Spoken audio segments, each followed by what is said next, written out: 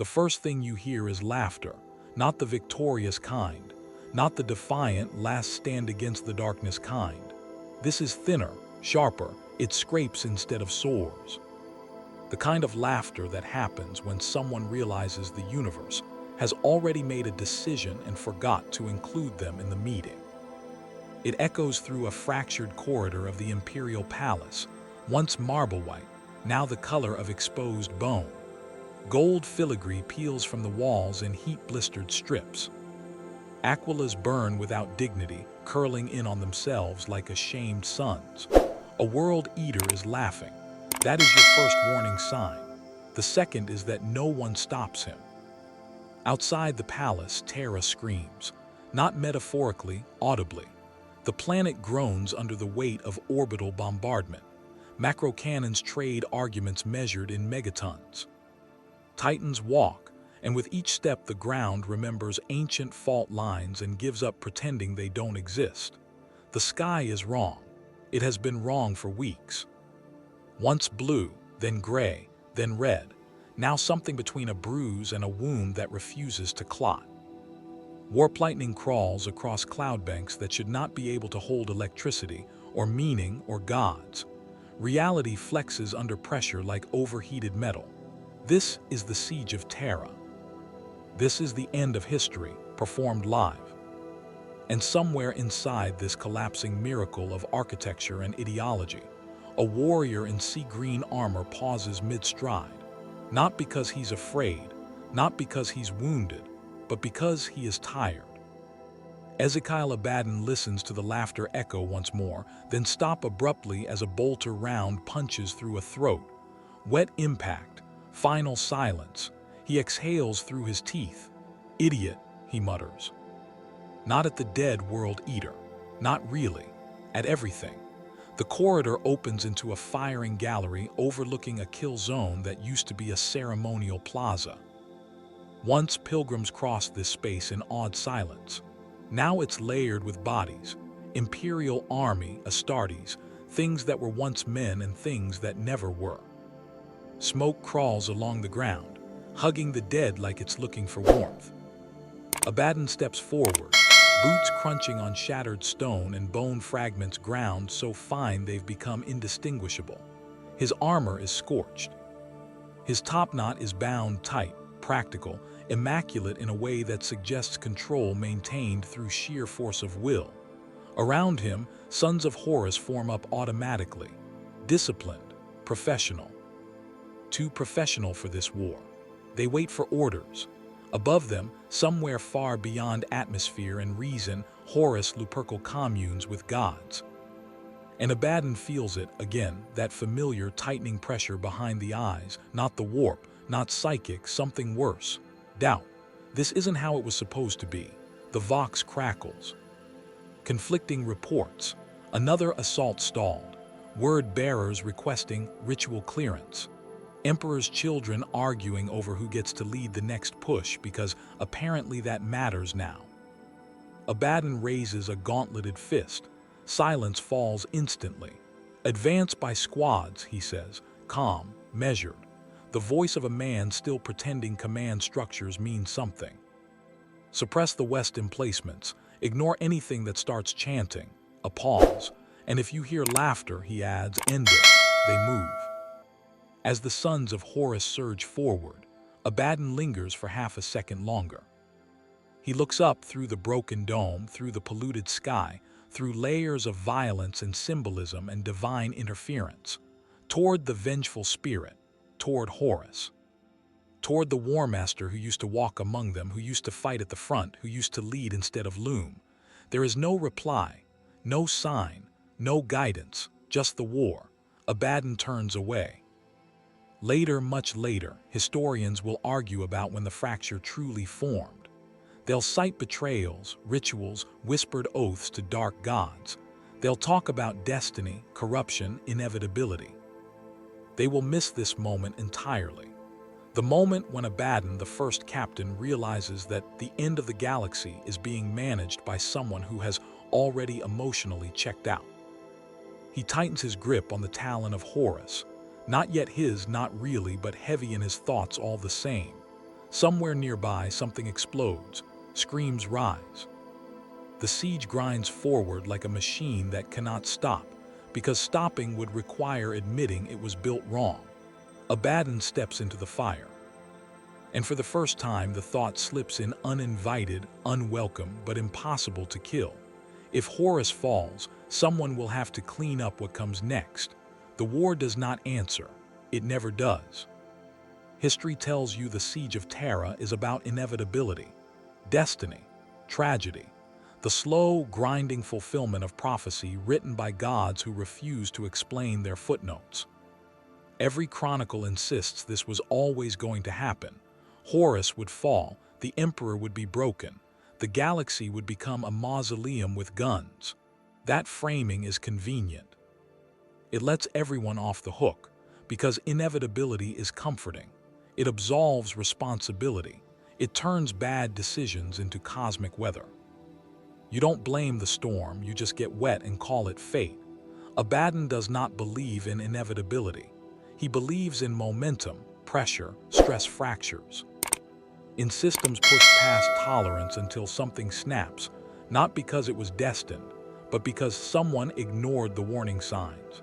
The siege is full of warning signs. We cut cinematically, violently, to the vengeful spirit. Horus's flagship hangs in orbit like a predatory thought. Once it was a symbol of unity, command, triumph. Now it is swollen with warp energy, its corridors reshaped by unreality. Walls breathe when no one is looking. Shadows linger after their owners leave. This is where Horus rules from now, not leads. Rules. Inside the stratagem, hololithic projections show Terra's defenses collapsing in beautiful, terrible detail. Lines of advance crawl forward. Loyalist bastions wink out one by one. Statistically, the Traitors are winning. Practically, it's a mess. Abaddon stands at the edge of the chamber, arms crossed, jaw clenched so tight it aches. Around the table, the other commanders posture and preen. Fulgrim reclines like the war is a salon. Mortarion radiates disapproval at existence itself. Perturabo scowls at projections that do not respect geometry, and Horus sits.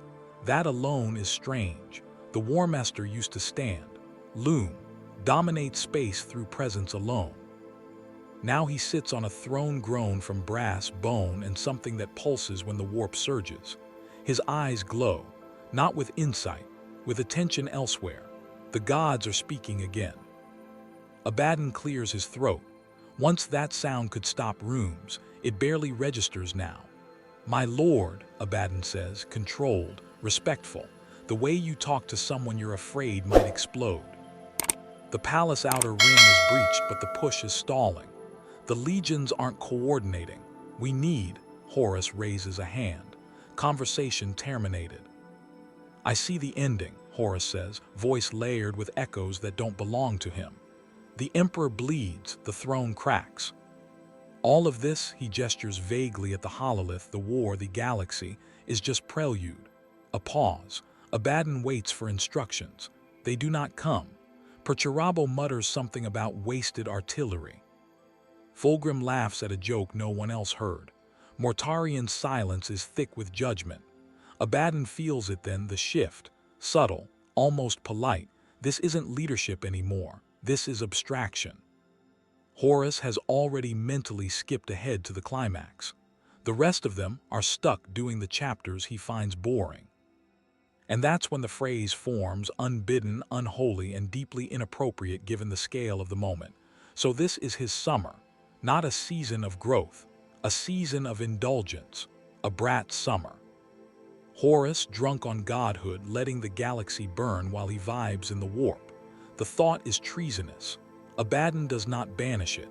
We zoom out, not physically, but conceptually. This is the real reveal of the Siege of Terra. Not that Horus will fail, but that he's already checked out. That the War Master's attention has drifted beyond the war he started. The title of this story isn't about mockery, it's about timing. Because while Horus ascends into myth, Abaddon is still standing in the mud, doing logistics, issuing orders, executing incompetence. and holding together, a legion that can feel its father slipping away. This is the moment the roles begin to invert. Horus becomes an idea, Abaddon becomes a problem. Horus rises from his throne at last. Warplight bends around him like a crown. "Continue the assault," Horus says, already turning away. The end approaches. No specifics, no guidance, no interest, just destiny thrown like a blanket over bad management. Abaddon watches him go. In that watching, something changes, not loudly, not dramatically, but irrevocably. Respect does not die, but it curdles.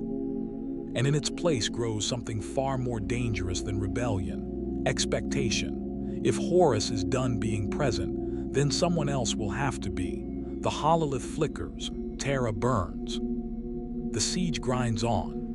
Abaddon straightens, turns to the others, and begins issuing orders. Real ones, actionable ones, the kind that keep armies moving and wars alive. No one objects. That should worry him. It doesn't, not yet. Because somewhere between the throne and the stars, Abaddon has just realized something that will define the next 10,000 years. The gods may write the ending, but someone still has to get there. Before we go any further, we need to establish something important. Terra is not losing, not yet. This is crucial because every retelling of the siege loves to compress time, to act like the walls fall immediately, like the Imperium folds the moment Horus arrives. That makes for clean tragedy. It does not make for accurate history. The Imperial Palace is still standing, cracked, bleeding, on fire in places that should not burn, but standing. And the reason is simple. Terra was designed by a paranoid god king who assumed everyone he loved would eventually betray him, which, to be fair, was excellent planning. The palace is not a building. It is a continent-sized defense organism. Layered walls, redundant shields, kill zones stacked on kill zones. Entire armies can die and the palace barely notices. Inside those walls, the Emperor's dream rotting slowly but stubbornly. Outside, Horus's dream trying to smash it with enthusiasm and demons. And in between these two impossibly heavy ideas, humanity and rebellion, are billions of people who did not consent to being philosophical metaphors. Cut to ground level. A loyalist artillery position fires its last shell. The barrel glows white, then splits like overripe fruit. The crew cheers anyway. They've been cheering at everything lately. Cheering is cheaper than hope. Above them, void shields ripple as another orbital strike hits. The sky flashes. Dust rains.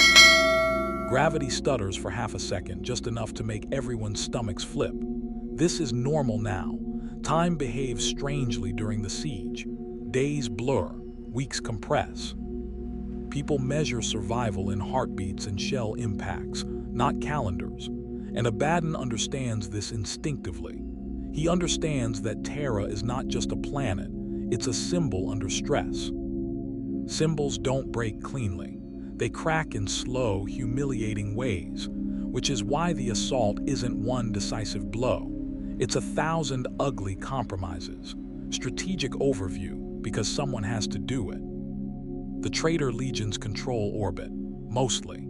The loyalists control the inner palace, definitely. Everything in between is a meat grinder with opinions. Abaddon stands in a forward command bunker carved out of what used to be a museum. The displays are gone. The history has been repurposed into cover. He studies the map. Not the grand hololith Horus prefers, the one with glowing icons and divine implications. This one is ugly, static-riddled, updated by dying officers and screaming serfs. This is the real war. Here a breach holds for 3 minutes. There a shield collapses, then reasserts. Somewhere else, a demon eats an entire command squad and then gets stuck in a hallway because its geometry doesn't agree with Euclidean space. Abaddon issues corrections, adjustments, orders that save minutes, then hours, then lives that will be spent later anyway. He does this without ceremony. This is what competence looks like when it's exhausted. Now context matters. Terra is sacred, not just politically but mythically. Every brick carries weight. Every meter forward is a theological argument. The loyalists know this. They fight like men defending a shrine because they are. The traitors fight like men trying to prove the shrine was a lie. Both sides believe they're right. Both sides are bleeding for it. Abaddon doesn't think in those terms. To him, Terra is a fortress, a problem, a challenge designed by someone who thought in layers and redundancies the same way Abaddon does. That similarity unsettles him more than he'd like to admit. Cut to the walls.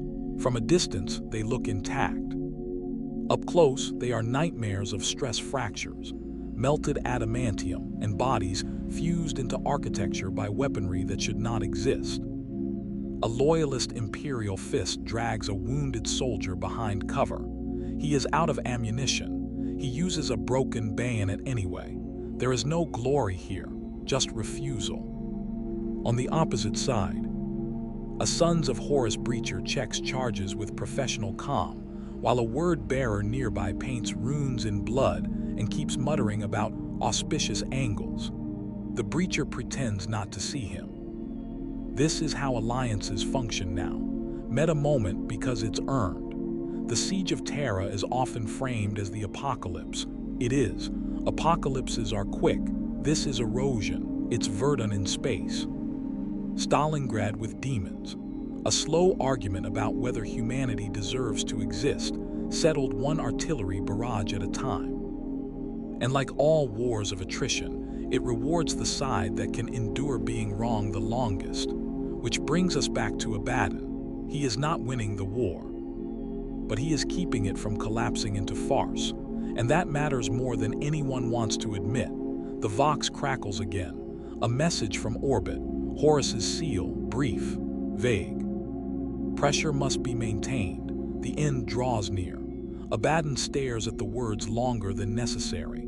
Pressure, yes, but where? How? There is no answer because the question was never expected. He closes the channel without reply. Outside, Terra burns a little more. Inside, Abaddon adjusts the board. And somewhere deep in the palace, the Emperor waits, silent, unmoving, confident that time is on his side. Abaddon does not share that confidence. Because time, like loyalty, is beginning to behave unpredictably, and the board is set. Every catastrophe pretends it was inevitable. That's the trick history plays on survivors. It edits out the moments where someone could have made a different choice and replaces them with phrases like the tides of fate or the will of the gods. So before Terra finishes burning, let's rewind. Not to the betrayal, not even to the heresy, further back, before anyone thought this could happen. The Great Crusade was built on a lie so elegant it almost worked. Humanity, scattered and broken, would be reunited by reason, strength, and a father figure tall enough to blot out the sun. The Emperor promised progress, unity, and a galaxy free of superstition. He did this while creating 20 demigod sons, lying to them constantly, and refusing to explain why reality hated them. This is important because the Primarchs were not raised to be stable. They were raised to be useful. Horus Lupercal was the most useful of them all, first found, first trusted, first to be given the title of War Master. Charismatic, brilliant, capable of making warriors follow him into hell and feel good about the march. Abaddon was there for all of it, not as a spectator, as infrastructure. He watched Horus earn loyalty instead of demanding it. He watched legions coordinate because they wanted to, not because someone threatened them with orbital fire. This is the Horus Abaddon believes in, which is why the fall hits him harder than almost anyone else. The betrayal itself, sloppy.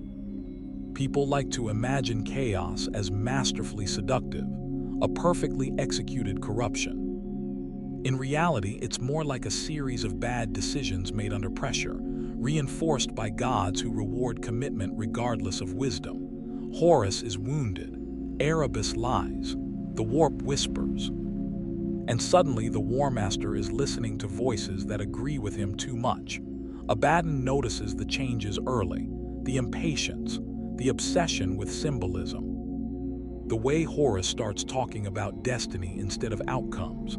These are not signs of enlightenment. They are signs of someone outsourcing responsibility. By the time the heresy ignites openly, Abaddon is already compensating. He takes on more command, more mediation, more discipline. He keeps the sons of Horus operational while their gene father descends into something larger and therefore less precise.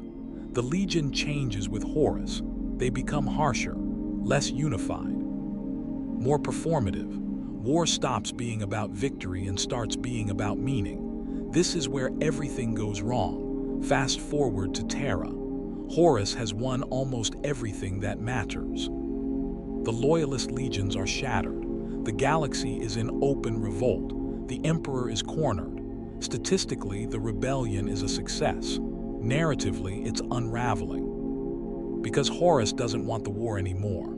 He wants the moment, the final confrontation, the mythic kill, the apotheosis. And so the siege becomes a waiting room. Here's the absurd part.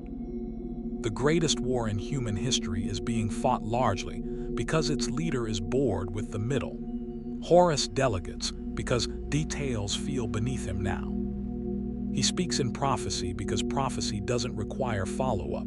Meanwhile, Abaddon is drowning in details. Supply routes breaking, Legion rivalries turning lethal.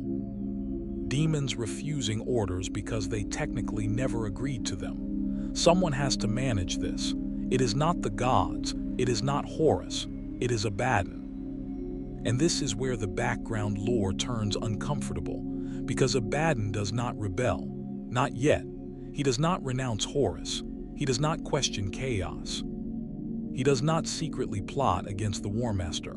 He simply starts acting like the war still matters, which, in this context, is radical. Historical comparison, because it helps. This is Alexander the Great at the edge of the known world, dreaming of divinity while his generals argue over maps. This is Napoleon after coronation, convinced destiny will carry him through Russia. This is every revolutionary who wins and then forgets how winning worked. Empires do not collapse when leaders are weak. They collapse when leaders become symbolic. Abaddon knows this, even if he can't articulate it yet. He feels it in every order he gives that Horus doesn't countermand, in every decision no one challenges, in every moment where the Legion looks to him first. This was never the plan, but then again, neither was the heresy. Outside, Terra's walls hold. Inside, the truth settles like ash. The war did not drift out of Horus's control. Horus simply stopped holding it, and Abaddon, unwillingly, inevitably, picks up the weight. War is often described as chaos. This is comforting. Chaos suggests randomness, madness, a lack of structure. It implies no one is really responsible because everything is out of control. The Siege of Terra is not chaos. It is a machine. A vast, grinding, self-sustaining system built from logistics, ideology, fear, and the steady conversion of living beings into heat and noise. Every hour it consumes ammunition, flesh, faith, and sanity in measurable quantities. Someone tracks those quantities. That someone, increasingly, is Abaddon. Picture the siege not from orbit, not from a god's eye view, but as overlapping systems. System 1, firepower. Titans, artillery, void ships. Their output is predictable. Their failures are catastrophic but statistically rare. System 2, movement. Armies advancing meters at a time, retreating when void shields flicker, flooding breaches with bodies until the math works again. System 3, morale. The least stable system, the most important. The Loyalists fight because they must.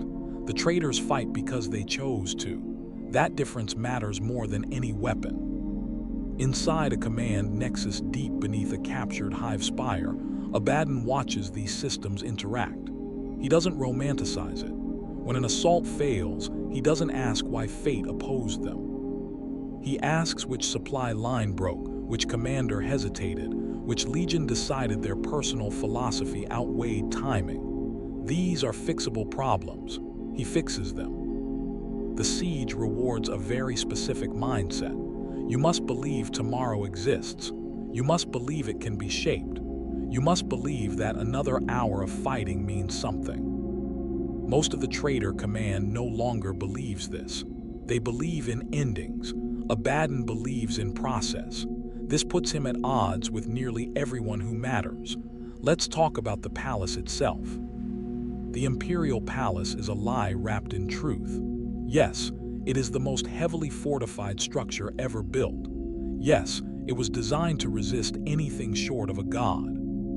But it was also designed by someone who believed in layers, not just physical ones. Every wall is a test. Every breach is bait. Every fallback position is calculated to bleed attackers just enough to make them reckless. The palace doesn't just defend, it teaches you impatience. Horus has failed this lesson. Abaddon has not. Cut to a breach. Traitor forces pour through a shattered gate, chanting, screaming, charging into overlapping kill zones. For 30 seconds it looks like momentum. Then the guns speak. Bodies pile. The breach clogs, advance halts. A word-bearer begins preaching about sacrifice. Abaddon shoots him in the spine and orders the flanks cleared. The breach holds, not because of faith, because of fire lanes. This is the unglamorous truth of the siege. It is not won by heroes. It is won by people willing to do the boring, brutal, unholy math.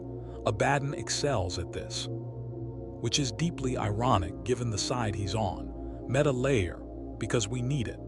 The Siege of Terra is often remembered as the moment chaos proved its superiority, but chaos is terrible at systems. It thrives on disruption, not maintenance. It excels at breaking things, not running them. Every minute the siege continues is a minute chaos has to pretend it understands logistics. Abaddon is the bridge, the compromise, the man translating insanity into schedules, and that translation is taking a toll. He sleeps less now. He eats because his armor reminds him to. He kills because it simplifies conversations. Around him, the sons of Horus notice. They don't comment, but they adjust. They start looking to Abaddon not just for orders, but for stability, which is dangerous because stability creates loyalty. And loyalty in a war built on betrayal is a resource no one planned for. The machine grinds on. Another hour, another assault, another recalculation. The palace bleeds but does not fall. Horus waits. The gods whisper. And Abaddon keeps the machine running, even as he begins to wonder a question that feels increasingly heretical. If chaos cannot sustain victory, what happens when it wins? The siege offers no answer. It only demands more input. Terra is a planet-sized paradox. The siege makes sense only if you stop trying to make sense of it. Outside, millions of warriors clash in choreographed brutality. Inside, orders arrive that contradict physics. Warp storms reshape streets mid-battle. Demons argue over protocol while firing bolters that shoot faster than reality wants them to. Titans march like skyscrapers with a death wish. And through it all, Abaddon walks, calm, organized, fully aware this is ridiculous. Ridiculous but horrifyingly effective. Take the word bearers, for example. They've decided this assault is ritually significant.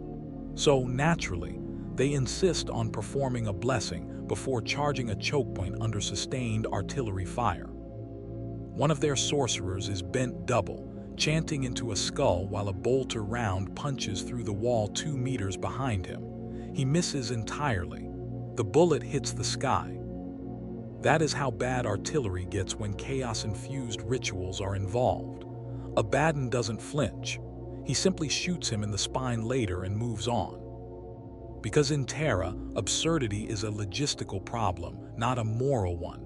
The Emperor's children are worse. Every step they take is performance art. They pose mid-fight, smile for imaginary observers, and critique the aesthetics of death. One day, Fulgrim himself will tell someone, if you do not enjoy war, you are already dead inside. That someone is probably already dead. Details are murky. And then there's the warp. It leaks everywhere, corridors shimmer, walls breathe, gravity stutters in microbursts.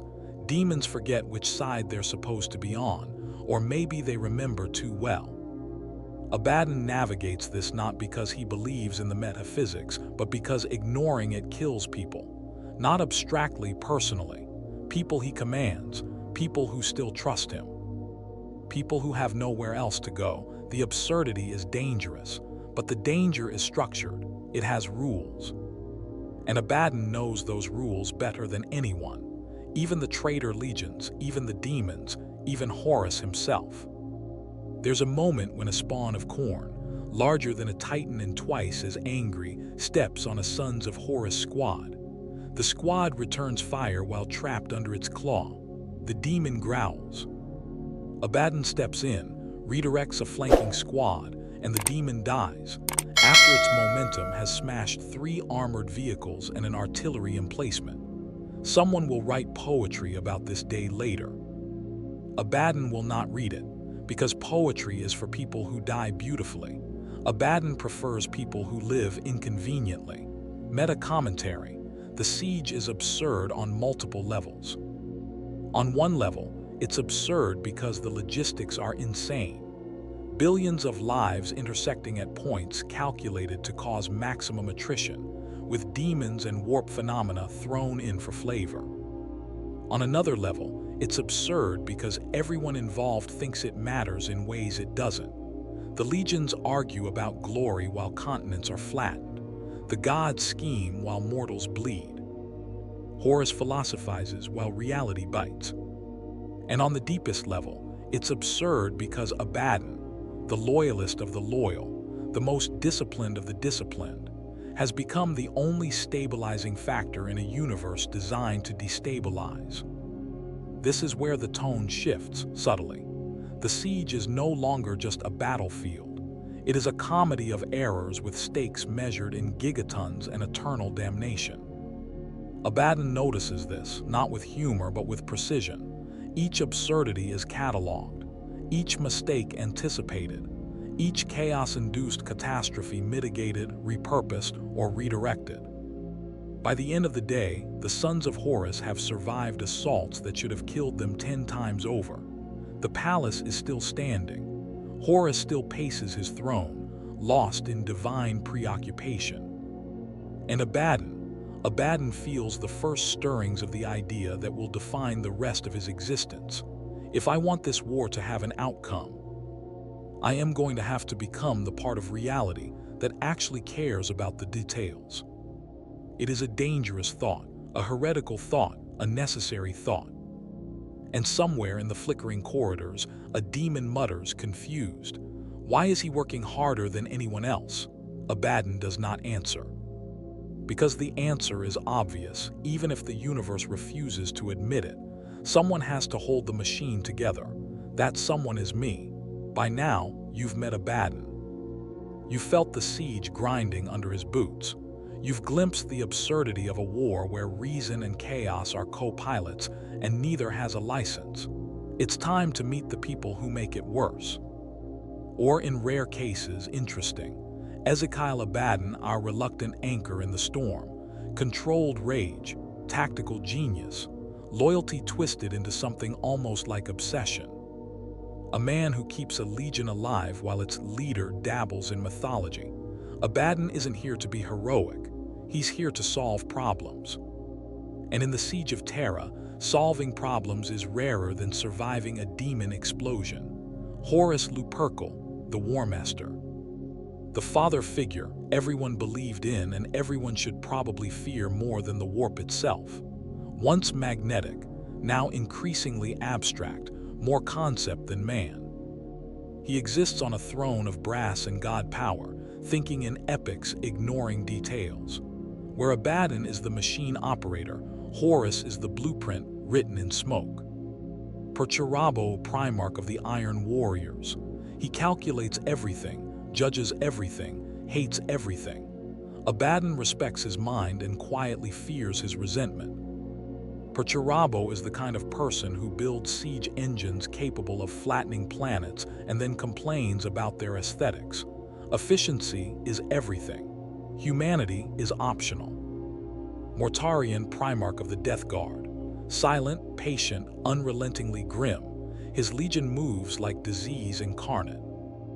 Mortarion's contempt for theatrics is profound, his understanding of suffering encyclopedic.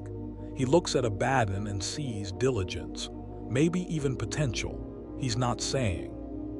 Fulgrim, Primarch of the Emperor's Children. Imagine elegance turned poisonous. Every action a pose, every smile a threat. He fights for art, not victory. Every moment he touches the battlefield is a performance. And yes, he judges Abaddon's choices.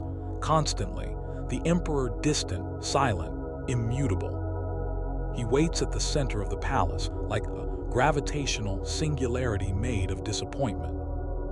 Every loyalist act, every traitor strategy, every demonic intrusion is measured against a standard only he can hold. He doesn't intervene, not yet. Sigismund far away but looming. Champion of the Emperor, uncompromising, terrifying, and utterly human. He's the kind of person who will die so that someone else can survive. In narrative terms, a problem Abaddon prefers to avoid thinking about until it's unavoidable. The Traitor Legions, a roster of unholy absurdity. World Eaters, screams first, questions never. Rage incarnate, chaos loves them because they're predictable. Word bearers, chance first, fires maybe. Their rituals confuse everyone, including themselves. Emperor's Children, art first, war second. They will critique death while committing it. Death Guard, patience first, plague second. You don't notice they've advanced until your city is gone. The Sons of Horus, once loyal, now the glue holding the heresy together. Disciplined, professional, conflicted, and increasingly looking at Abaddon like he's the only adult in the room. Which technically he is. Meta insight, the Siege of Terra is often framed as Horus versus the Emperor. It is. It's a management problem, and the star employee is Abaddon. The one everyone underestimates because he doesn't sparkle, he doesn't brood, he doesn't declare that the stars themselves must bow. He just does the work. And in doing the work, he becomes more dangerous than anyone who wields prophecy. Small anecdote to prove the point. A demonic incursion threatens a flank. Chaos engineers, by which I mean demons and traitor tech priests arguing over correct ritual angles, panic. They are about to collapse the assault entirely. Abaddon enters. He organizes squads. He improvises defenses. He shuts down the threat without summoning a single psychic power. He does it because he can. The engineers and demons survive. They do not respect him. They are confused. Exactly as it should be. This is why the key characters matter. Some exist to perform myth. Some exist to watch the myth fail. Abaddon exists to translate chaos into progress. And in a war where myth and chaos collide daily, translation is everything. He may not yet know it, but he is slowly becoming the axis on which the siege will turn. The question is not whether he will survive. It is whether the galaxy will survive his decisions. By this point, the stage is crowded. The Siege of Terra isn't a battle. It's a performance of horrors, and everyone has a role, sometimes unwillingly, sometimes absurdly. Understanding the players is crucial, because no single Primarch or Emperor can account for every moving piece. Some of them are literal pieces of moving furniture coated in blood and heresy. World Eaters, they are the screaming, snarling, self-fulfilling prophecy of violence. Rage fuels them. Rage defines them. And yet, in a cruel twist of irony, their predictability makes them useful. They charge where ordered, destroy what stands, and complain about nothing because they can't. They are blunt instruments in the most extreme sense. Abaddon's problem is making sure they don't eat each other before the loyalists can. Death Guard patience is their weapon, disease their punctuation. They advance like a sickness, quiet, inevitable, and profoundly gross. Nothing stops them except divine intervention or industrial-level firepower. Their threat isn't flamboyant, but it is persistent, like a nightmare you can smell. Emperor's children imagine elegance so twisted it kills. They treat the battlefield like an art installation. Every death must be framed, every scream choreographed. Fulgrim will literally critique your aim mid-battle. They are terrifying because they are insane and meticulous. Word-bearers, chaos loves irony, and the word-bearers are it in practice. They argue theology while everything burns, insist on ritual correctness under fire, and generally make every assault slower than it needs to be. Yet somehow, their spells work, sometimes. And when they don't, the mess is spectacular. Abaddon quietly eliminates the worst offenders when he can. Subtlety isn't required, survival is. Sons of Horus, the glue, the mortar, the only semi-reliable legion keeping the traitor forces functional. They are disciplined, professional, and increasingly aware that someone other than Horus is keeping them alive. That someone is Abaddon. Loyalty here is complicated, layered with fear, respect, and frustration, but effective. Imperial fists, loyalists holding the line with mathematical precision. Every wall, every kill zone, every fallback calculated to the centimeter. Abaddon has a grudging respect for their stubbornness. It's ironic that efficiency is rarely decisive in a war fueled by chaos, demons, and narrative inevitability. Custods, few, elite, terrifying. They patrol key areas like golden shadows of judgment. Every strike measured, precise, lethal. They remind everyone that the Emperor is watching, even when he is. Imperial army and auxiliaries, billions of soldiers caught in the crossfire of gods, demons, and giant primarchs. Morale is fragile. Supply lines are worse. Yet they march, fight, die, and occasionally survive, which makes them both tragic and absurd. Meta note, it's impossible to assign clear roles in the siege. Every faction overlaps, conflicts, and undermines the others in chaotic, bureaucratic, and horrifyingly effective ways. Abaddon's genius is in translating this chaos into something manageable. He isn't winning the war. He is managing momentum, keeping the machine running despite broken cogs, screaming priests, and existential horror leaking from the warp. Small vignette. A demon prince accidentally steps on a platoon of world eaters. The world eaters scream. The demon screams. Abaddon intervenes. He redirects a squad to flank. He eliminates the immediate threat without using the warp. Everyone survives mostly. Chaos engineers write it off as fate. Abaddon writes it off as Tuesday. Humor in the absurd. Word bearers insist chanting improves artillery accuracy. It does not.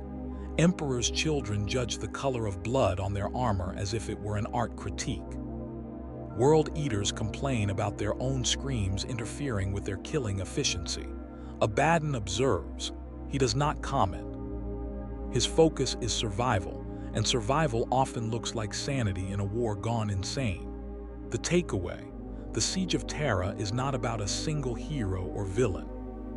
It is about how millions of individuals, factions, and demons interact in a system designed to break them. Abaddon is the only one doing more than reacting. He predicts, he organizes, he contains absurdity. In a universe where rules bend, gods meddle, and destiny is a suggestion, that is the most dangerous thing of all.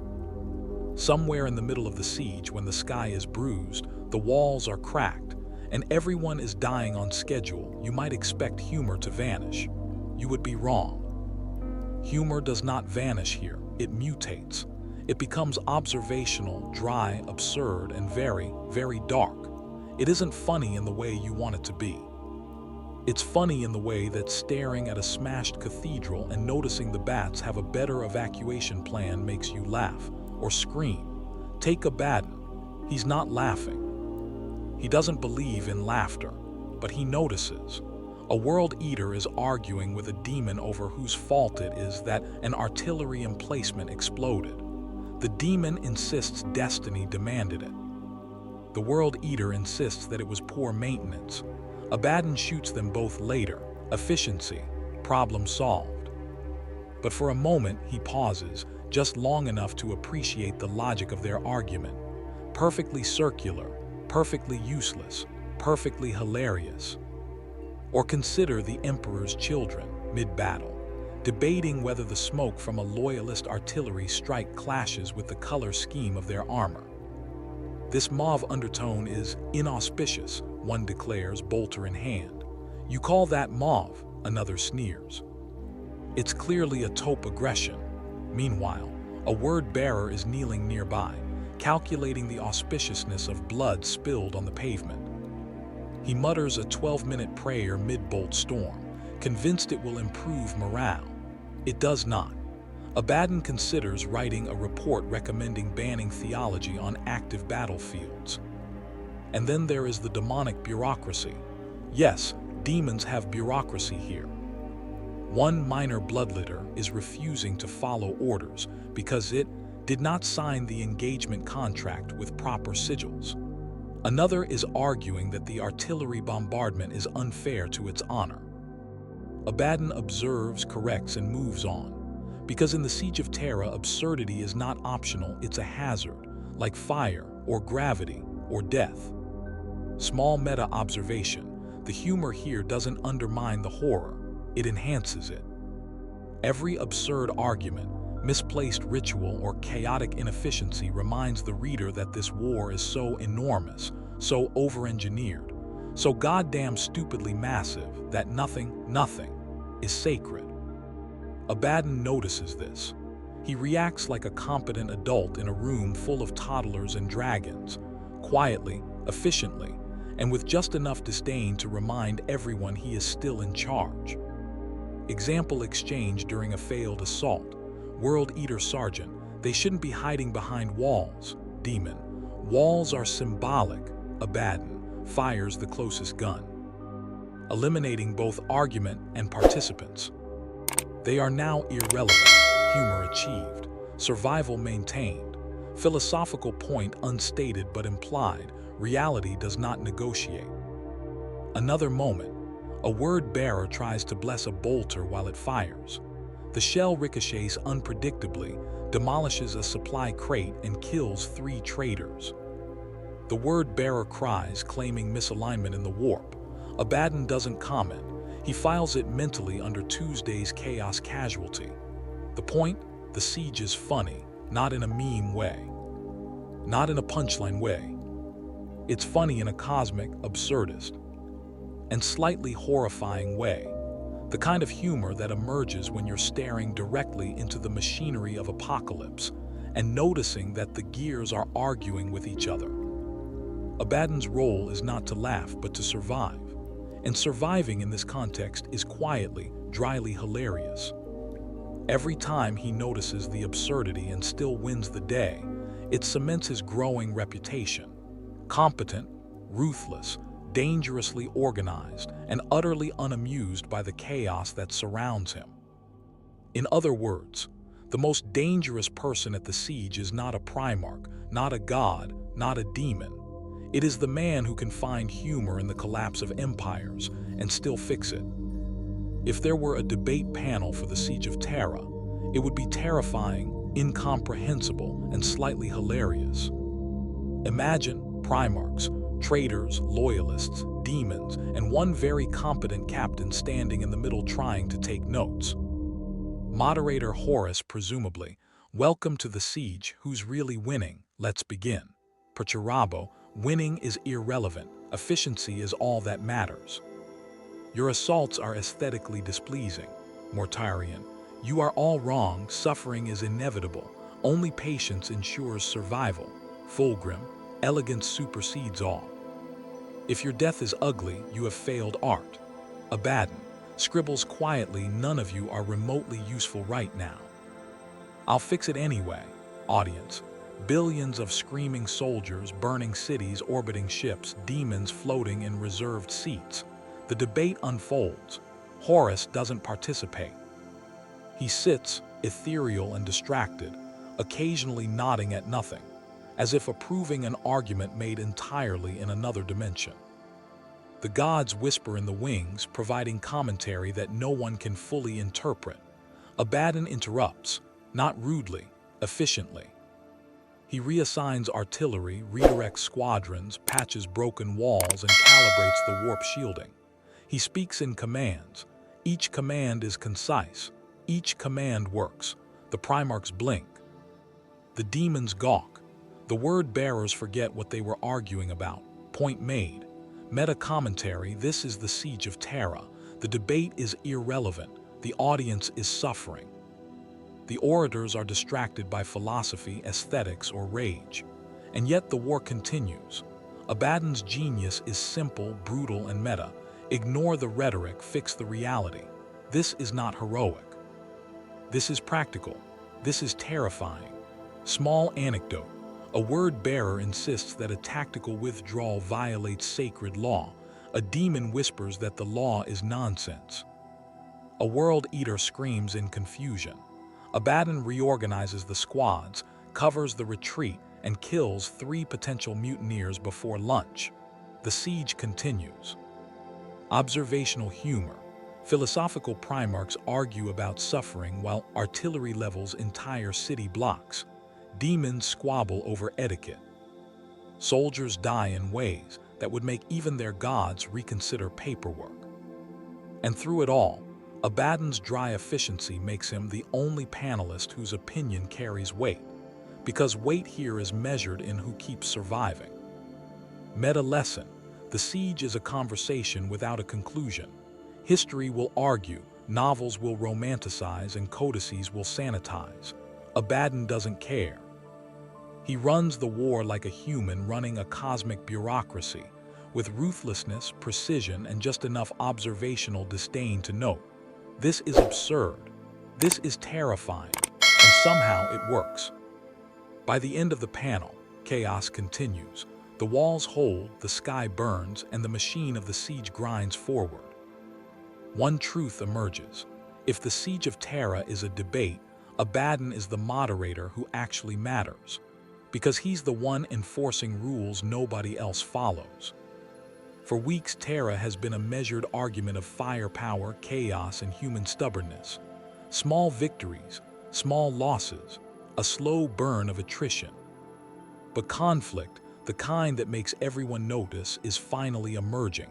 Not from strategy, not from ideology, not from divine interference. From momentum, from friction. From the universe reminding everyone that war isn't a polite debate anymore. The outer walls shudder. Titans lumber across the plaza, their feet crushing soldiers who were not paying attention. Firestorms ripple over collapsed districts. Bolters chatter like manic percussionists, filling the air with rhythm only the dead can appreciate. Abaddon moves among it all, calm, precise, untouched by spectacle. The war is not about glory. It is about containment, about making chaos obey a schedule. Small skirmish. World eaters charge a choke point too narrow to survive. The walls scream under artillery. Loyalist imperial fists fire with clinical precision. Soldiers on both sides die predictably. Abaddon observes. He issues corrections. Flank the world eaters before they choke. Suppress fire from the Emperor's children. Redirect Death Guard pestilence to soften a collapsed section of wall. The absurdity intensifies. Every action has consequences, most of them horrifying, some of them hilarious in a "the universe is watching and laughing" way. Horus, meanwhile, remains distant. His throne floats somewhere between reality and concept, eyes glazed with preoccupation, hands folded over power he doesn't want to use for the details. Abaddon doesn't care. Because the moment of conflict is not in Horus's hands, it is in the soldiers, the legions, and his own. The first real shock comes from an unexpected angle. The palace's inner sanctum is under attack, not by armies, not by demons, but by internal chaos. The custodes report a breach. Not large, not spectacular, small, confused, insidious. Mechanisms fail, traps misfire, supply lines collapse under mysterious circumstances. A word-bearer ritual accidentally summons a minor demon into the very halls they swore to protect. Abaddon responds. He coordinates squads. He patches breaches. He kills the demon. He stabilizes walls. He recalibrates artillery. He does all this in silence. For the first time, the soldiers notice Abaddon is not just managing the war, he is controlling it. Observational humor emerges naturally.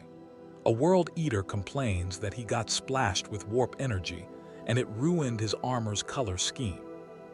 A Death Guard soldier mutters that they expected more plague for this effort. The Emperor's children complain that the light reflecting off broken walls isn't flattering. The absurdity doesn't break the siege, it defines it. Meta note, conflict here is layered. There's the obvious visceral conflict, weapon against weapon, soldier against soldier, legion against legion. And there's the hidden conflict, strategy against unpredictability, human competence against mythic abstraction, duty against chaos, Abaddon against a universe that refuses to behave. And yet, in the eye of this storm, one fact emerges, clear as the first bolter shot of the day. The siege is no longer a background for heroics. It is a living problem. One that Abaddon is uniquely equipped to solve. But solving it will require choices. Hard, morally ambiguous, and terrifyingly precise choices. And choices are where the real conflict begins. The southern breach quivered again, a fragile wound in the armor of Terra that threatened to widen into something catastrophic. Artillery fire screamed across the skyline, Titans lumbered like wounded giants, and the smell of ozone, blood, and burning stone filled every corridor and street. The battlefield had taken on a life of its own, violent, unpredictable, and almost sentient. Abaddon observed from his command nexus, moving pieces of reality as if he were playing chess on a board too large for comprehension.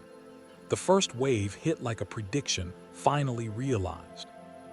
World Eaters surged forward, their frenzy perfectly timed with a sudden demonic incursion from the warp. The southern wall trembled under the combined weight of hatred, rage, and entropy. Loyalist squads faltered, caught between fire from above and claws from below. Chaos threatened to outpace order, and for the first time, the siege felt truly alive. Abaddon acted without hesitation.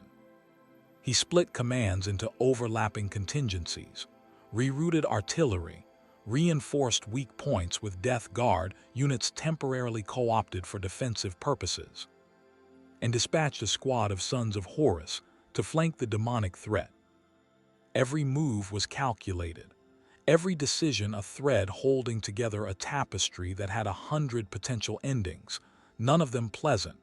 Absurdity remained unavoidable. Word-bearers recited prayers over their bolters while shells tore through the walls around them. Fulgrim argued about symmetry in rubble patterns, while a minor demon tripped over its own tail. A World Eater screamed at the sky, enraged that reality itself was interfering with his kill count. Abaddon noted it all and incorporated each incident into his calculations. Every chaotic variable could be leveraged. Every mistake could be exploited. The southern breach wavered again. Titans collided, crushing both ally and enemy alike in a ballet of destruction. Warp storms bent artillery fire unpredictably, sending rounds careening into walls that had just been patched. Minor demons appeared and disappeared like flickering lights, sometimes helpful, often inconvenient. Abaddon recalibrated shields mid-battle, redirected reinforcements, and eliminated threats with surgical precision. And all the while, the universe seemed to mock everyone except him. Horus observed from above, disinterested, while the gods whispered fragments of commentary too obscure to act upon. Even the warp itself, now clearer than ever, shifted in strange, deliberate patterns, offering warnings and temptations that Abaddon noted but ignored, trusting only his calculations and his judgment. The escalation was now total. The siege was no longer a sequence of attacks and defenses. It was a living organism, writhing under its own rules, testing every participant's endurance and wit.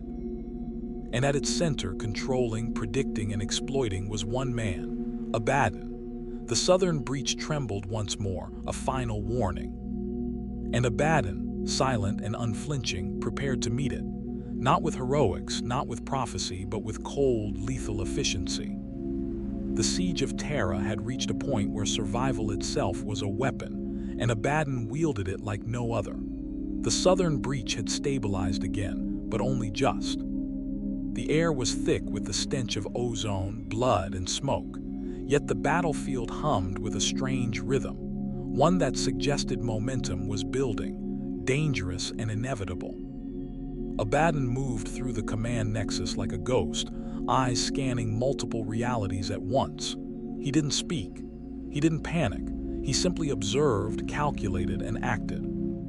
The escalation had spread beyond simple breaches and artillery misfires. Titans clashed with demonic entities as if the laws of physics were optional. Minor demons scuttled through rubble, occasionally tipping over loyalist squads like mischievous children. Word-bearers argued over proper ritual alignment in the middle of collapsing corridors, while Emperor's children critiqued the aesthetic quality of gore patterns. All of it absurd, all of it deadly. Abaddon issued orders in a precise cadence, each one accounting for dozens of variables at once. World Eaters overextended, flank them with Death Guard units. Warp currents redirect artillery. Compensate in real time and reroute supply lines. Minor demons causing chaos.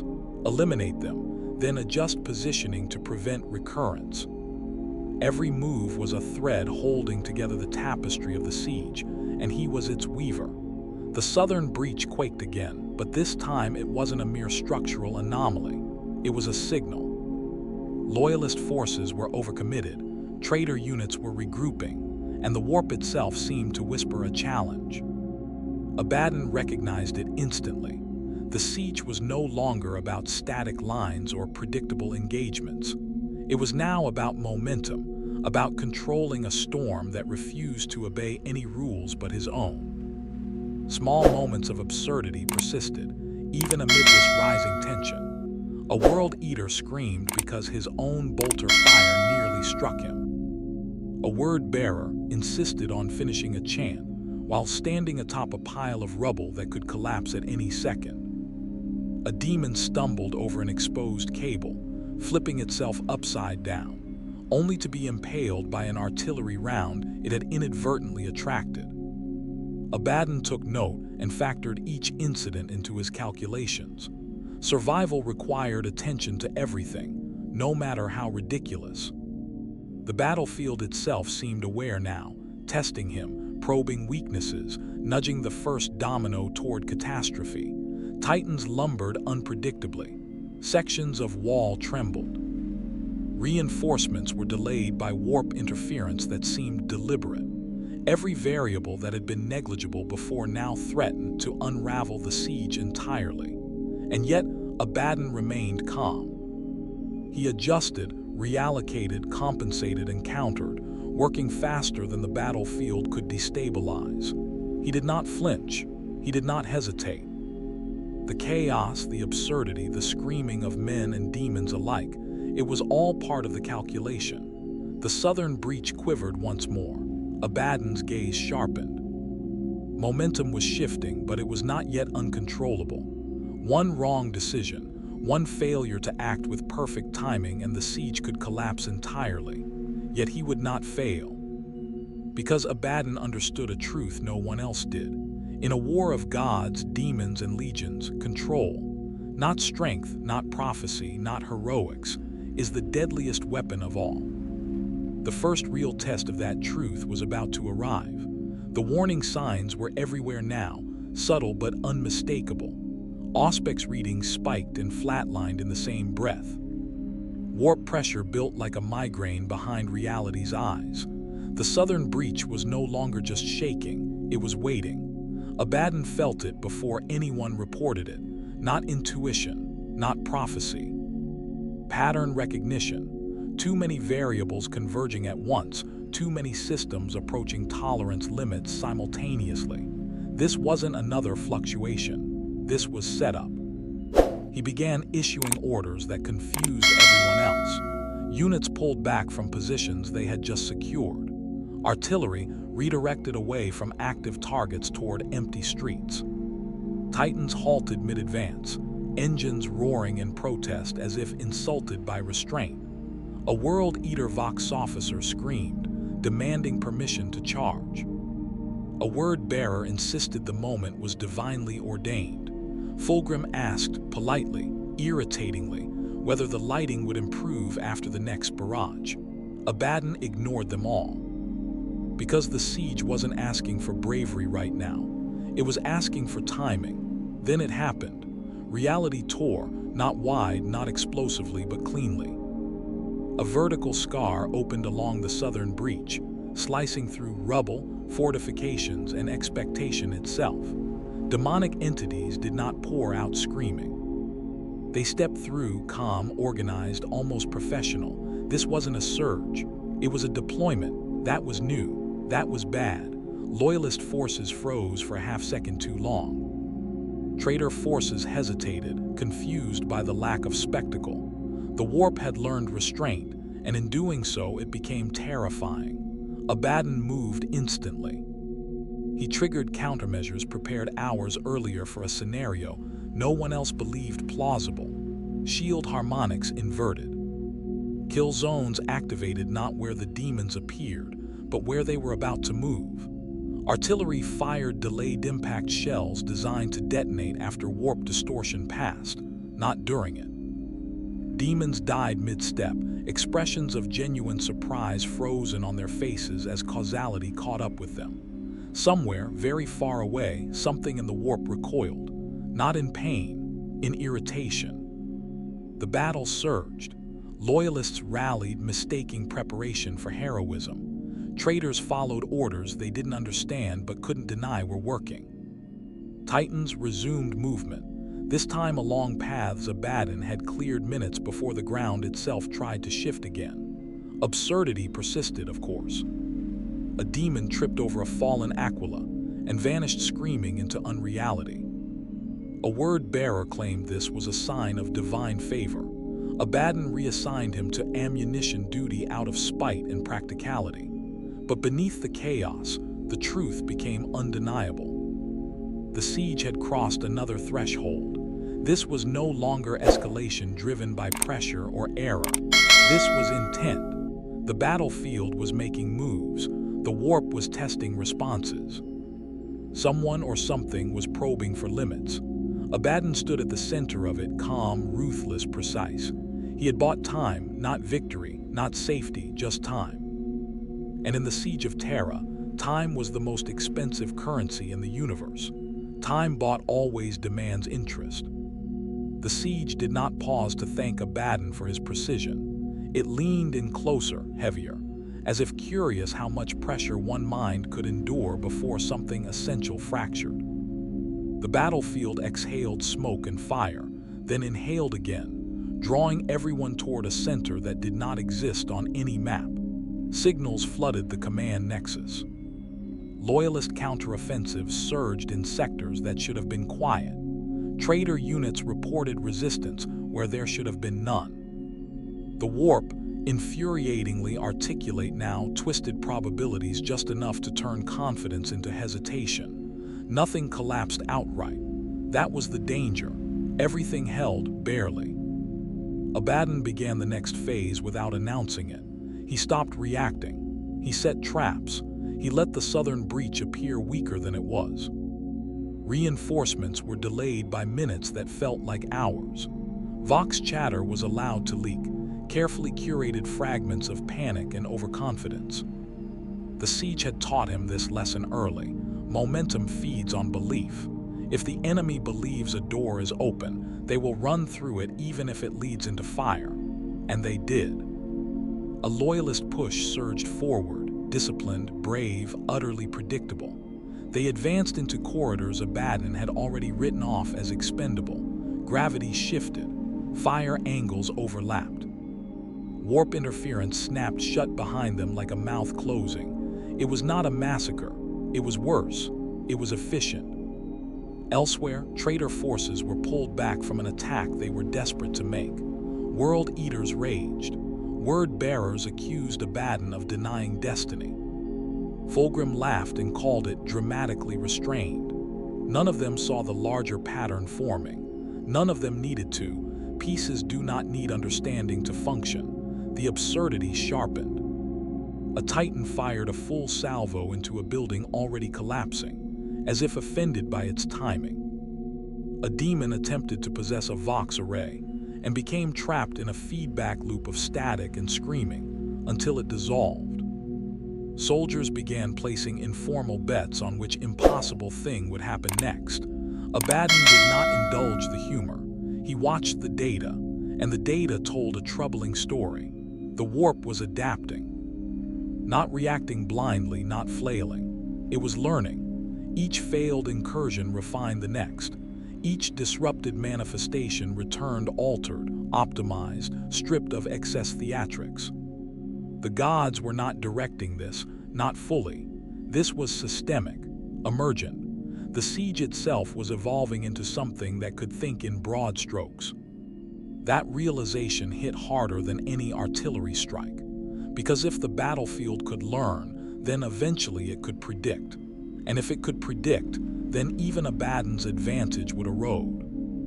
He adjusted immediately, randomized command structures, introduced intentional inefficiencies, ordered actions that made no sense tactically but broke emerging patterns. He injected noise into the system to poison its learning curve. It cost lives, it saved more. Somewhere Horus shifted on his throne, not concern, not insight. Just irritation, like a god noticing static on a signal he assumed was perfect. The siege rumbled onward. Walls still stood, armies still fought, titans still walked.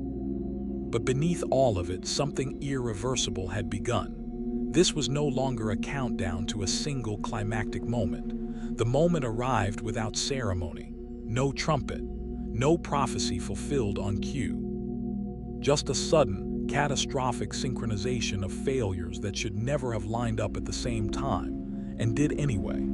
The southern breach didn't collapse. It gave way politely, like a door opened by someone who knew exactly when to turn the handle.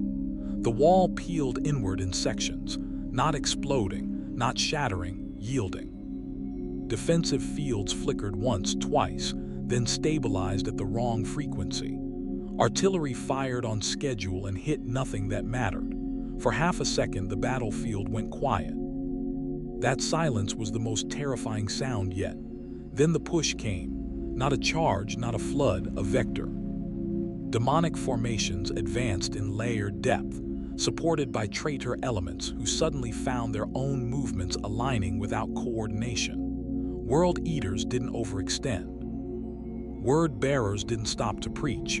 Emperor's children didn't pause to admire anything. That alone told Abaddon everything. The siege had stopped improvising. It was executing. He responded instantly. Command channels fractured into subnetworks, each operating on staggered logic. Titans were rerouted not to engage, but to block lines of reality distortion with their mass alone.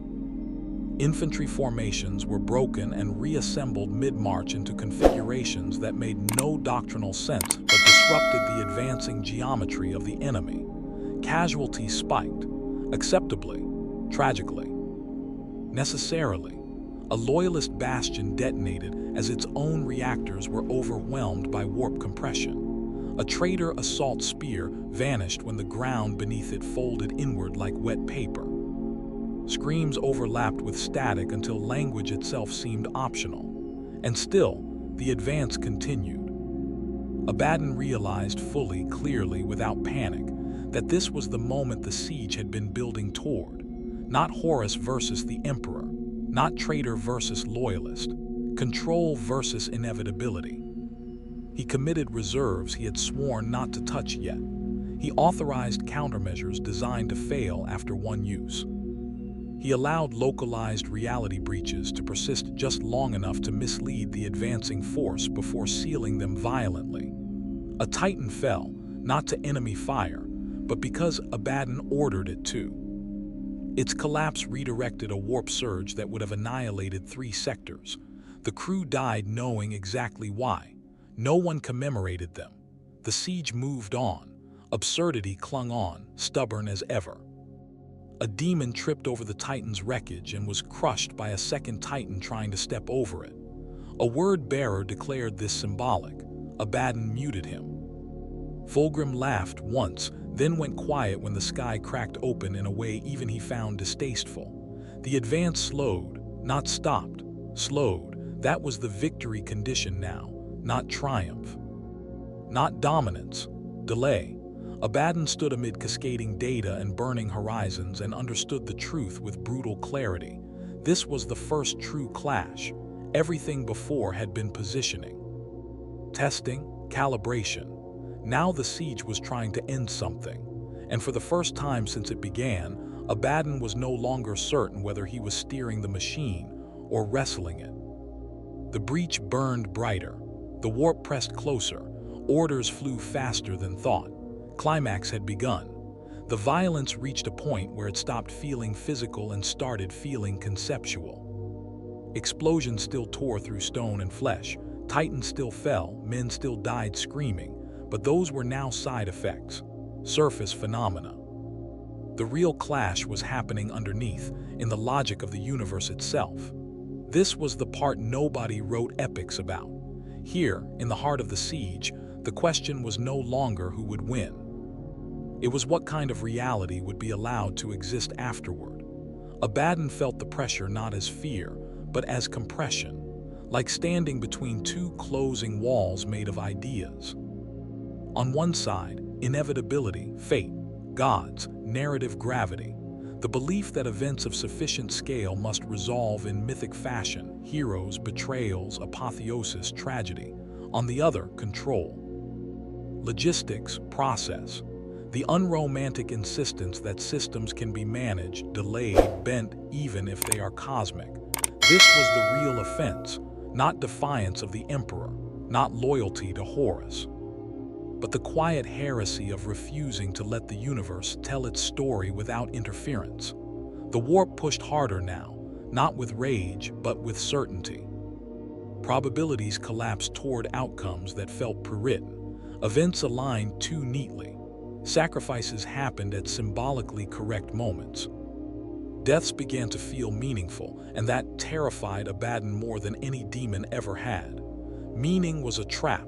Meaning was how gods won. He responded by doing the unthinkable. He deliberately broke symmetry, ordered victories where defeats made more sense, allowed pointless losses where heroic stands were expected. He denied the siege its poetry.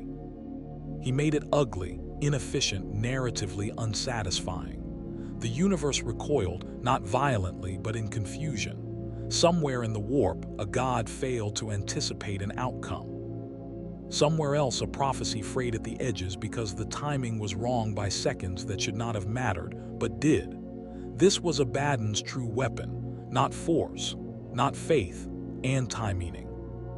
Around him, warriors fought and died believing they were part of something vast and glorious or terrible and divine. Abaddon let them believe it. Belief was useful. But he himself believed in nothing except causality, pressure, and time. And time was screaming. Every decision now came with philosophical weight. If he sacrificed this sector, was he choosing necessity over humanity? If he saved that unit, was he prolonging suffering? Did intent matter or only outcome? Did morality survive scale or did it dissolve into arithmetic? Abaddon did not answer these questions. Answering them would slow him down. Instead, he acted. And with every action, the universe strained harder, like a story trying to correct itself around a character who refused to follow the script. The warp surged, then stuttered. Fate advanced, then misstepped. The siege lurched forward, then sideways, then stalled in a way that should not have been possible. This was the philosophical climax, not a revelation, not a speech, not a moment of enlightenment, but a brute force demonstration of a horrifying idea that even in a universe ruled by gods, management might still matter, that systems could be resisted, that inevitability could be delayed, that meaning could be starved. The battlefield howled in protest. Reality bent, then failed to snap back cleanly. And in that fracture, small, temporary, but real, Abaddon carved space, not for victory, for continuation. The shockwave did not come as an explosion. It came as exhaustion, a long, shuddering exhale from a battlefield that had just tried and failed to resolve itself. Fire still burned. Guns still fired. Men still died. But the rhythm was gone. The terrible synchronization that had driven everything toward an ending fractured into noise again. That was the aftershock. Abaddon felt it immediately. Systems that had been pushed beyond tolerance limits began snapping back into degraded but familiar states. Warp pressure dropped, not evenly, not safely, but enough to restore uncertainty. Auspex feeds stopped screaming in unison. Vox channels filled with confused reports instead of panicked ones. Confusion in this context was mercy. He did not celebrate. He conducted a debrief in real time. Casualty projections updated themselves with obscene numbers. Entire formations had ceased to exist. Titans lay broken in positions that would later be called heroic or tragic, depending on who survived to write it.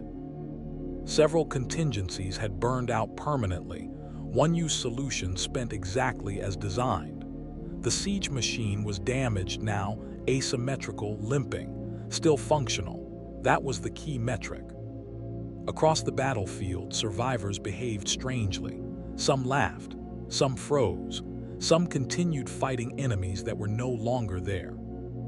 A World Eater screamed until his voice failed, then kept moving, confused by the silence.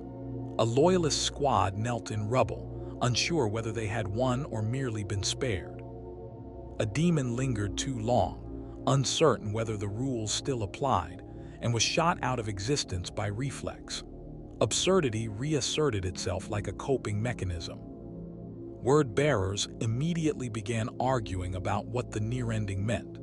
Emperor's children criticized the lack of aesthetic closure.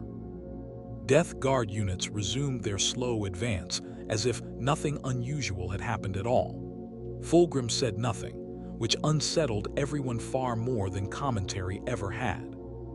Abaddon observed it all without judgment. He cataloged losses. He reassigned commanders.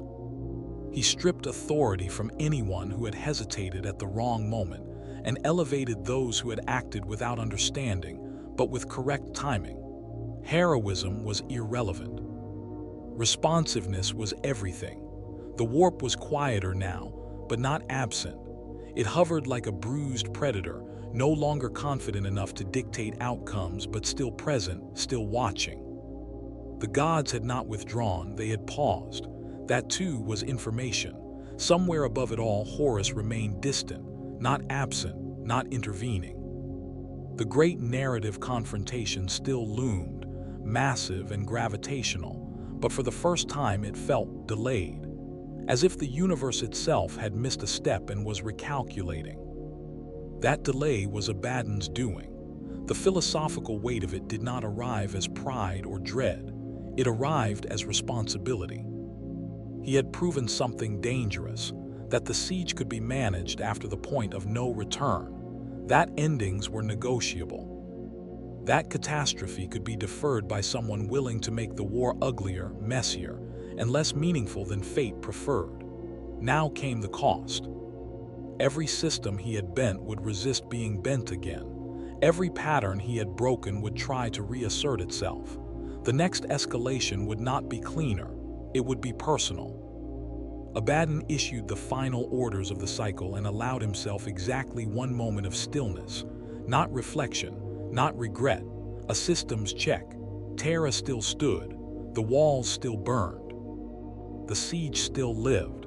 The universe had tried to finish a sentence. He had interrupted it mid-word. The attempt at resolution began the only way it could, quietly, inefficiently, and with absolutely no guarantee that it would work.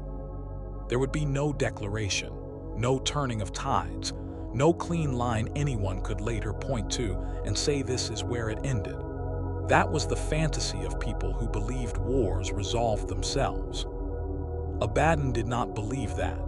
He treated resolution like damage control after a reactor breach, less about fixing the system, more about preventing it from taking the rest of existence with it.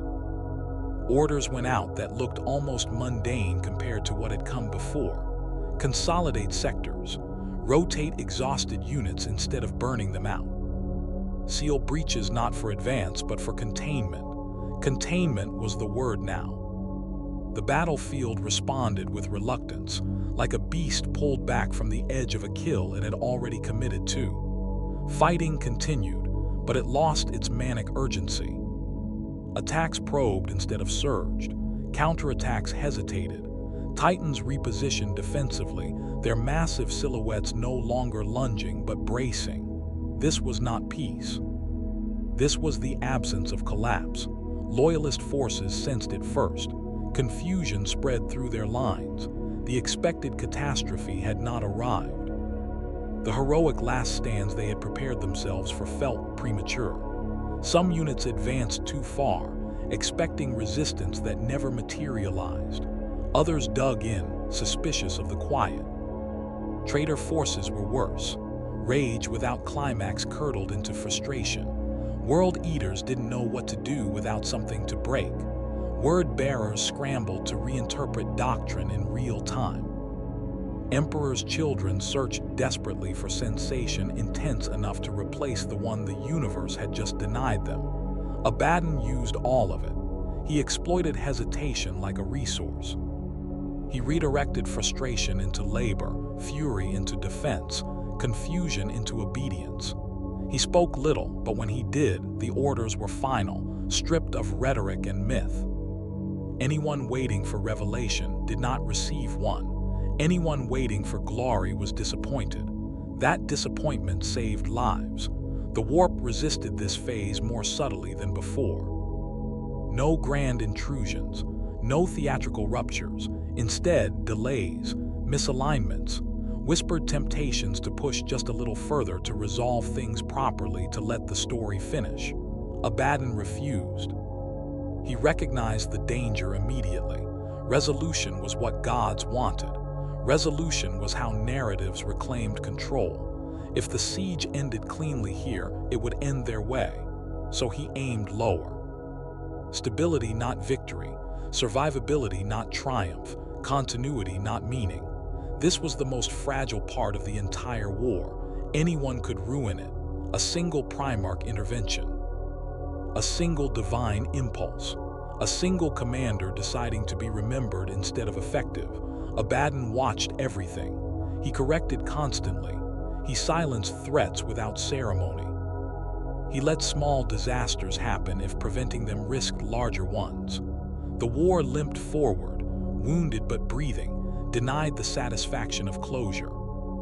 And slowly, agonizingly slowly, the siege settled into something almost sustainable. Not an end, not a solution, an attempt. The universe did not like it. You could feel that in the way reality creaked under the strain, in the way causality kept checking itself, in the way fate circled but did not strike. This was unfinished business made permanent. And Abaddon understood, with a clarity sharper than any blade, that if the siege ever truly ended, it would not be because someone won. The truth arrived without drama, which was fitting. No revelation, no thunder, no warp scream announcing enlightenment. Just a slow, settling realization that crept in once the noise dipped low enough to hear it. The Siege of Terra was not a battle to be won. It was a condition. Abaddon stood amid flickering hololithic projections, most of them wrong, some of them dangerously wrong, and understood what had been forming beneath every escalation, every delay. Every near ending he had sabotaged. The siege did not exist to crown a victor. It existed to define the future, not ideologically, structurally. What survived this would set the template for everything that followed. How wars were fought, how gods intervened, how humanity endured, whether reality bent toward myth or hardened into something colder, more procedural, less divine. This was the lesson hidden inside the madness. The emperor had built an empire on unity and control, believing structure could conquer superstition. Horus had shattered it, believing truth required destruction. The gods fed on both, thriving in the conflict between order and rebellion. Abaddon saw something else entirely. The future would not belong to belief or rebellion. It would belong to continuation, to whoever learned how to operate inside broken systems without needing to fix or worship them. That understanding changed everything. His orders shifted subtly, not toward escalation, not toward peace, toward persistence. Defensive lines weren't meant to hold forever, just long enough. Offensives weren't meant to break enemies, just to disrupt patterns before they stabilized. The siege was kept alive deliberately, denied both collapse and conclusion. This was monstrous. It required sacrificing any illusion of moral clarity. It demanded choices that would never look good in hindsight. It meant accepting that suffering was no longer a tragic byproduct of war, but a managed variable within it. Abaddon did not excuse this. He did not justify it. He accepted it. Around him, the legions continued their strange, fractured existence. Loyalists fought because they had nothing else left. Traitors fought because stopping felt like annihilation. Demons lingered because the warp itself no longer knew what outcome it was feeding toward. Even the gods seemed cautious now.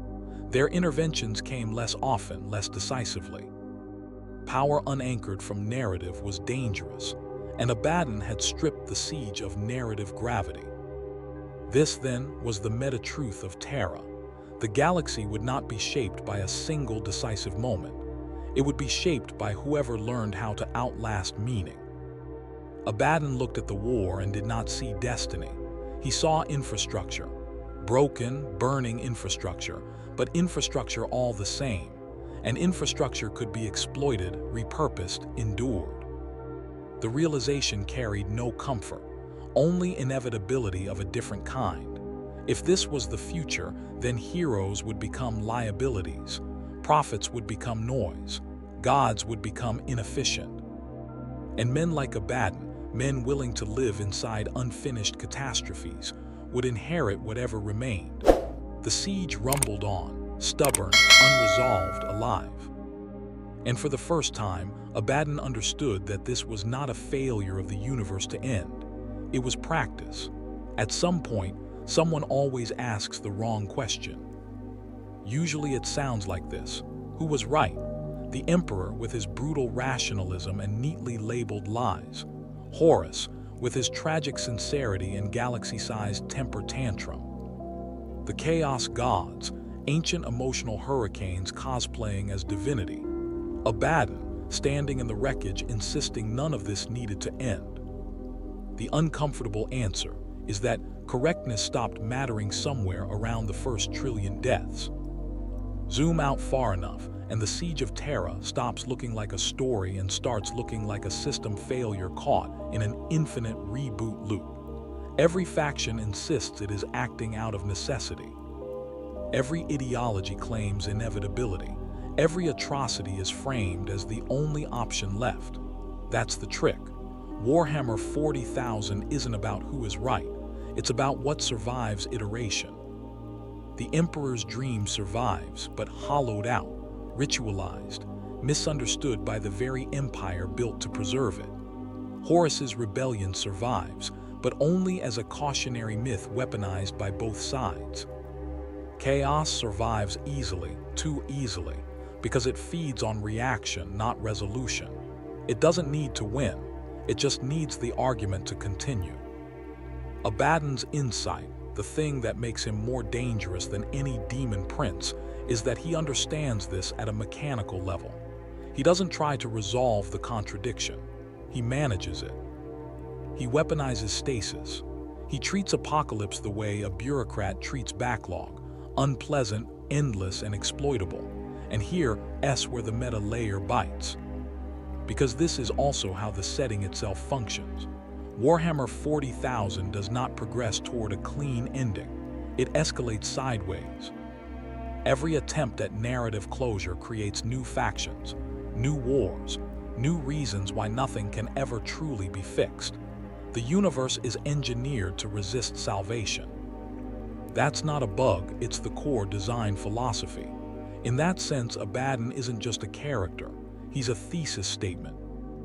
He represents the acceptance that meaning in this universe isn't found in victory, redemption, or truth. It's found in endurance, in adaptation, in learning how to exist inside a nightmare without pretending you're going to wake up. This is why heroes burn out, why martyrs become propaganda, why gods feel smaller the longer they're worshipped. Belief collapses under its own weight, systems persist. There's a bleak honesty in that, also a deeply uncomfortable one. Because once you see it, you can't unsee it, not just in fiction, but in history, politics, institutions, even personal lives. How many catastrophes continue not because no one can stop them, but because too many people have learned how to live inside them. The Siege of Terra matters because it's the moment the universe teaches itself this lesson. Not loudly, not triumphantly, just quietly enough to be missed. And once learned, it can never be unlearned. The war does not ask you to choose a side. It asks whether you understand what kind of world keeps going after all sides are wrong. The answer isn't comforting, but it is consistent. Long after the banners burned and the gods grew bored, Terra remained. Not intact, not healed, not forgiven, just there. The planet no longer screamed the way it had during the siege. The noise had settled into something lower, structural, a background radiation of trauma baked into stone, air, and memory. Even the warp seemed to give it a wider berth now, like a predator that had learned this carcass carried teeth. History would later compress what happened here into symbols: a wall falling, a father confronting a son, a galaxy breaking in half, clean lines for a dirty truth. What actually endured was messier. Terra became a monument not to victory, but to survival without resolution. The Imperium did not rise from the siege stronger. It rose unchanged in its worst habits, sanctifying emergency measures into doctrine, fear into faith, stagnation into sacred tradition. The Emperor remained on his throne, not alive enough to lead, not dead enough to release anyone. A God-shaped power source wired into an empire that mistook paralysis for stability. The Traitors fled, not defeated but unfinished. Their war did not end, it simply lost its deadline. Chaos learned patience. The gods learned that eternal conflict didn't require constant escalation, just careful maintenance. And Abaddon walked away with nothing tangible. No crown, no throne, no cheering masses. History would argue over whether he failed or succeeded, and in doing so would miss the point entirely. He inherited continuation. Every Black Crusade that followed was not an attempt to win the long war, but to prevent it from collapsing into meaninglessness or conclusion. He struck not to conquer Terra, but to remind the galaxy that the wound was still open, that the system was still unstable, that the future was not settled. This was not nihilism. It was stewardship of catastrophe. Somewhere in the rubble of forgotten battlefields, children were born into empires that would never tell them the truth. Soldiers prayed to a corpse because it was easier than asking why nothing ever got better. Entire civilizations learned to function inside permanent crisis, calling it normal because the alternative was despair. And the universe kept going. That is the final horror of the Siege of Terra. Not that so many died, not that gods walked among men, not even that hope failed. It's that the galaxy learned it didn't need hope to survive. It learned how to keep moving without answers, without endings, without mercy, powered by inertia, fear, and just enough belief to prevent collapse. The war never truly ended. It simply became the way things work. Final line. In the grim darkness of the far future, the greatest victory was not conquest or faith, but learning how to live forever inside a broken world.